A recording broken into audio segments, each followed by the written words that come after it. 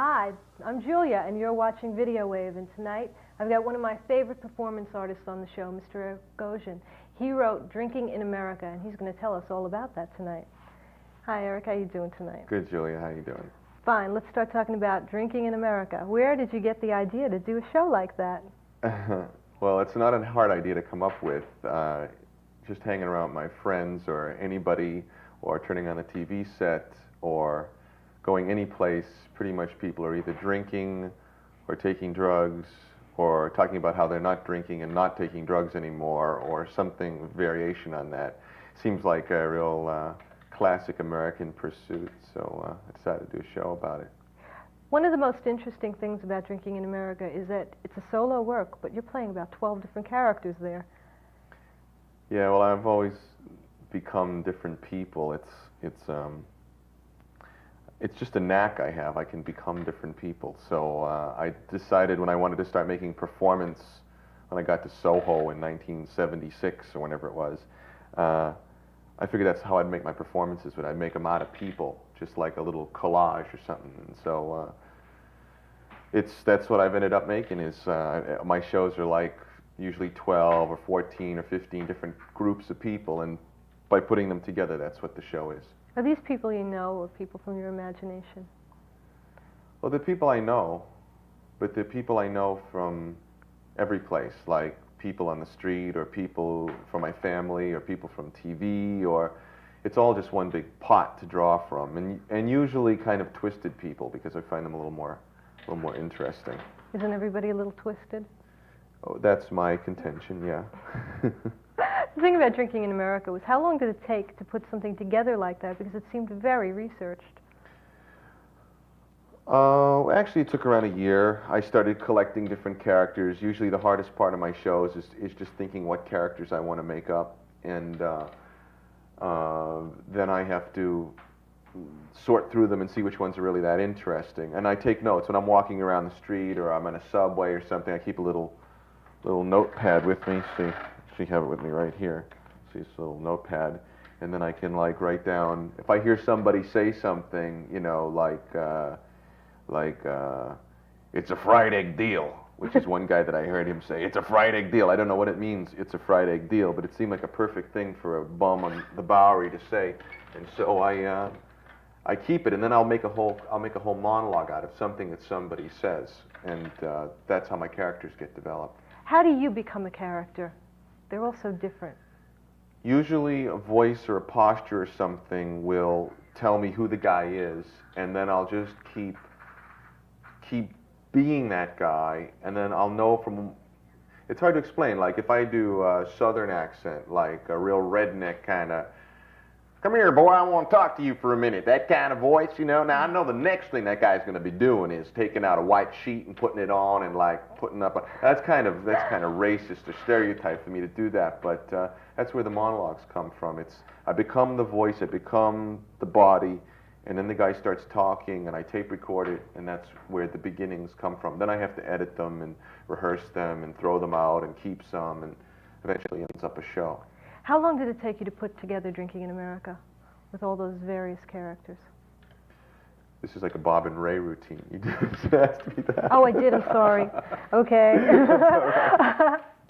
Brain charted out. Sorry. Well, I think this is like a different... Well, I started taking notes on it around a year before I knew I was going to do it, and then around 6 months later, I started actually rehearsing the characters, and then I went to around 3 months of intense rehearsal and ending up with the guys. Mm-hmm. Let's talk about Funhouse. You did that off-Broadway. Yeah. What was that like? Well, Funhouse was much darker. Funhouse was a show that I never thought was going to be seen by more than maybe 200 people, because that was kind of the way I was very underground at the time. I made up, not like physically underground, but not a lot of people came to see my shows then. And so it was a very dark show. It has rubber fetishists in it. It has torture specialists. It has killers and all kinds of people in it. Yeah, just a real fun crowd you'd invite to a party. Right, and they ended up on off-Broadway for around 3 months, and so a lot more people got to see them than I thought would. There was something else that you did, too, another performance piece that was... Oh, I've done dozens of them, some with just me, or some with ensembles. It's all It's all different kinds of deals. Well, we're going to take a look at a video right now, and then we'll be back with Eric Bogosian.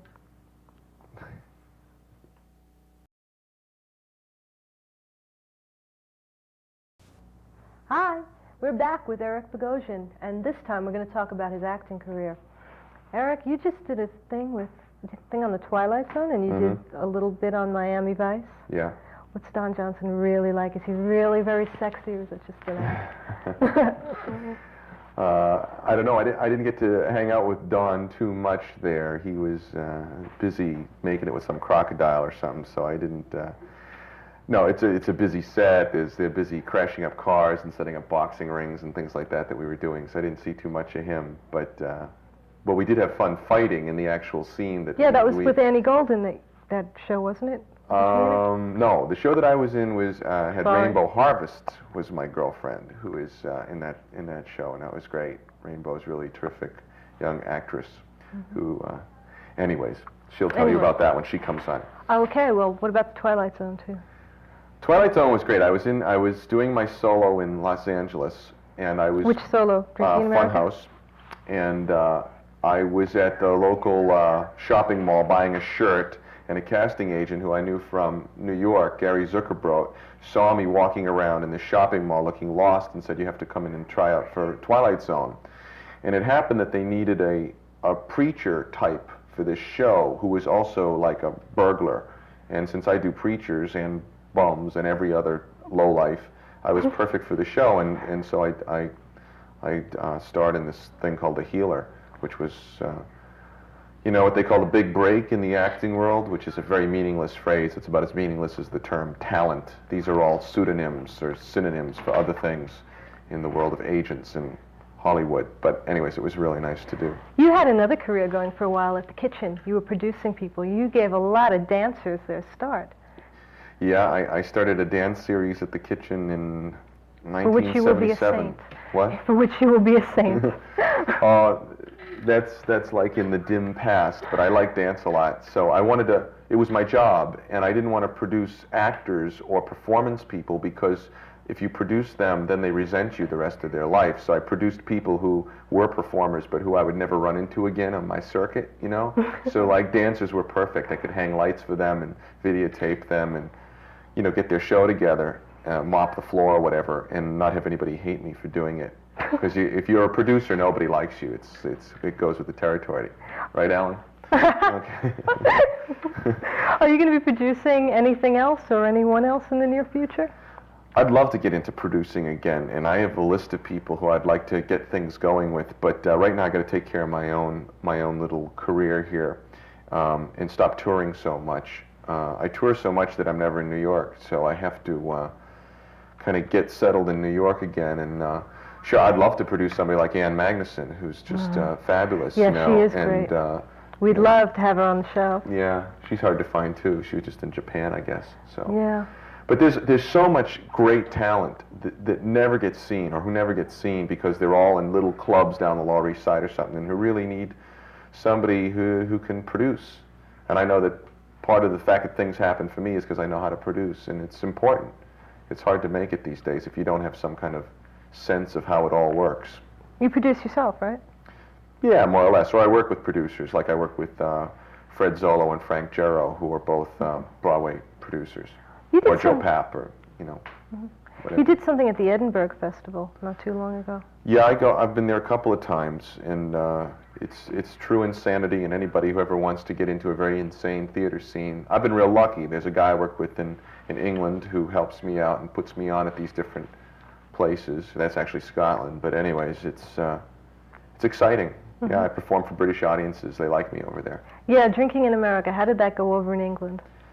They love it. They love to see me rag Americans. They love to see me put down the American lifestyle, and of course they're completely familiar with it because they see all the TV shows that we watch. And so, from Kojak to Dallas, they've seen it all, and that has a lot to do with the kind of characters I play.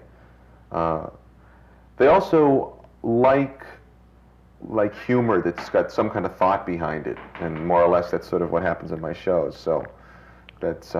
It's nice. Speaking of your shows, you're going to be doing Drinking in America very soon in New York I'm going to get it up again for a little bit of, to work on it some more because it hasn't opened yet. And I'll be doing it at the Performing Garage, I think the beginning of January. And what do you mean it hasn't opened yet? Have you got Well, when bigger you open, plans? you have the critics come and then they tear you to bits, and I haven't allowed them to do that yet because the thing needs more work. I don't think anybody's going to tear that to bits. It's a really great piece. Thanks.